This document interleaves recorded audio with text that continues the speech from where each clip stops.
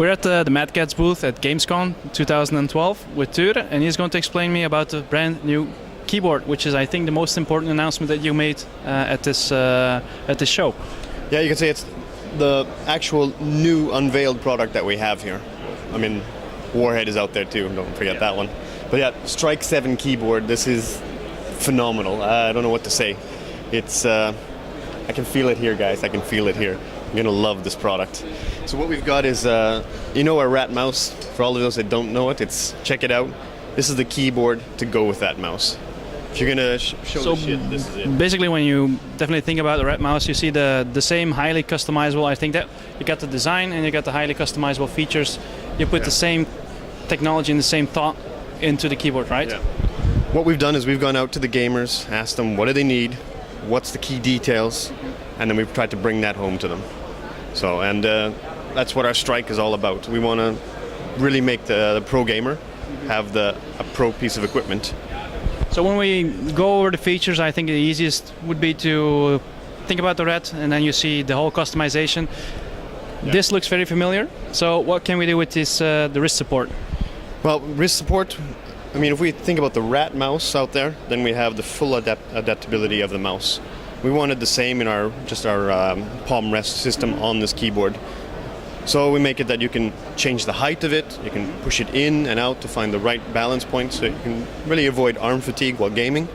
On top of that, we've also put a nice little scroll button on it and a programmable button, like a sniper button, from the r.a.t mouse series. So both the scroll and the button are macro buttons that you can combine with the macro engine, and are exactly new buttons for the keyboard. Correct. The next thing we have, so we have another wrist. So we basically have two wrists, then a palm wrist. Yeah.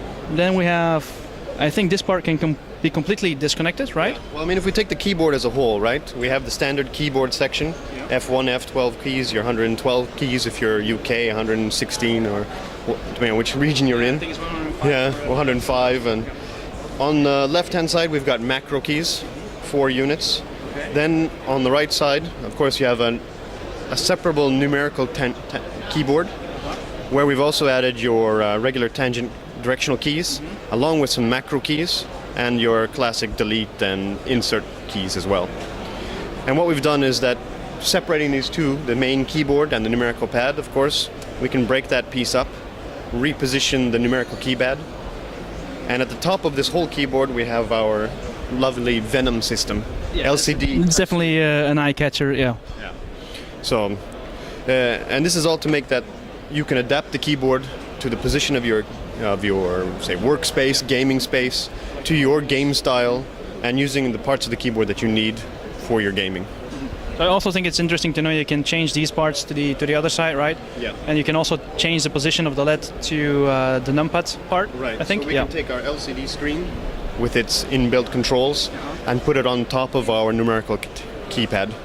So if you think, oh no, I don't want to break it when I go to the LAN part, you just take it off, leave it home, and you can use the keyboard as a whole anyway. Exactly. You can use the keyboard, just hook it up by USB, and it runs a regular USB keyboard. Little less thrill, but does the job.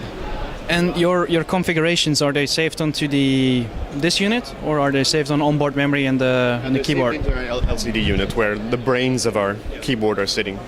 So when we go back to the brains of the Venom system, what we're talking about is an LCD screen, touch screen, where we've put in our Venom engine, which means that what we've done is you can program all your macros through the engine, add icons so you know what key is doing what through your own icons or through icon sets that we already have.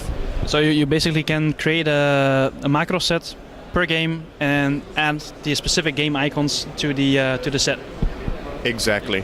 That way your memory won't fail you, especially in the first days when you're learning your keyboard and memorizing what piece is doing what. On top of that, from the mouse, if you remember, we have the 3 mode systems. They're here as well. Okay, and they're indicated by the color on the screen. Same color type system as we use in our r.a.t mouse series.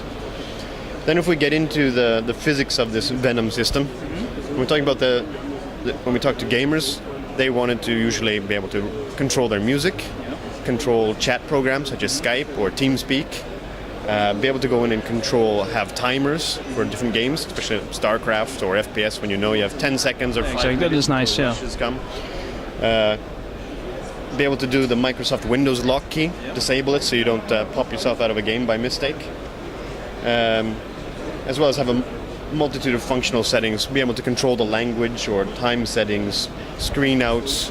You can even set it so that you can tell it to turn off and stop gaming. You have to go to bed. Put an alarm clock on and let it, so you know your 2 hours are up today.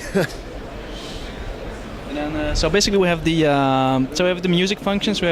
That was interesting as well. I think you can change the volume just like in Windows 7. You can change it per game and per application. Correct. Yep.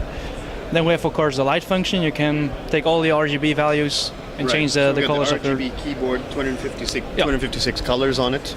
You can control everything on the strength of the fading, the brightness, to the different type of color scheme that you want to have on it on board, and go through lots of different colors. Everything to make that little personal touch. Yeah, even more personal. Yeah. Then something that we've also added to this is that it has an inbuilt journal system for all those m.m.o people out there. You're doing some kind of mission, you have to run to the bathroom, write in the notes for what you have to do. Pick berries, kill dragon. So it's a little notepad. Yeah. Little post-its. Without having to leave the game. Without ever having to leave the game. I think that's the most important part of this keyboard. Everything can be done with this interface without ever leaving the game. Yeah. So what we're saying, this is the keyboard where you never have to use Alt-Tab again. So it's a nice upgrade, yeah. Yeah. And then we have the keyboard itself. It is not a mechanical keyboard, Correct. but it's just a classic membrane keyboard. Well, I wouldn't say a classic membrane. This is actually a high-tech membrane that we've taken out very carefully. What we've done is we've looked at mechanical keyboards, and we've tried to take the best out of our classical digital world and the special feeling of the mechanical keys. So everybody's quite well known to the cherry brown and the brown. We've taken the cherry feeling, but we've taken the brown sound. We don't want that loud clacking keyboard, so I mean, if you put the mic down to it, you can see that there is a nice light touch, but you can definitely feel a pressure sensitive point when the key strikes. And of course with this we've got the anti-ghosting. So how many keys? definitely 7 keys. Should cover the most StarCraft players. We've got our sort of Rickard Bergman from Sweden playing on StarCraft. He does 260 keystrokes per minute. And so far it hasn't failed him yet. So maybe he gets a 310. We can start pushing the limits. And to be honest, we have done some. I've tested myself. I've hit a few more keys than 7 at a time, and it's done its job. It's doing fine. Yeah. Okay.